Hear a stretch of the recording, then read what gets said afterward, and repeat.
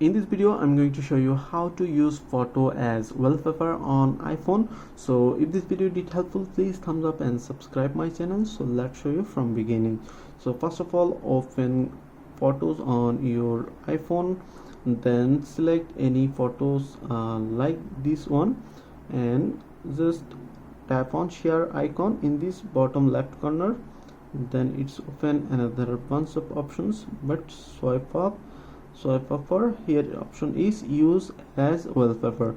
So tap on use as wallpaper and here it is. Then you need to customize or resizing your photo like this one, this way, and you can move anywhere with two finger. I think that's the right I think this way. Then you can change color or background. As you can see, you can change like I like a natural one, or then tap on add.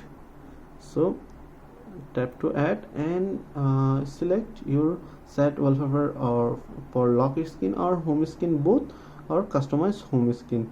So I'm set wallpaper as a both.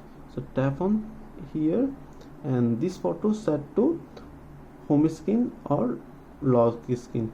So if I lock here, as you can see on lock screen here, then also home screen.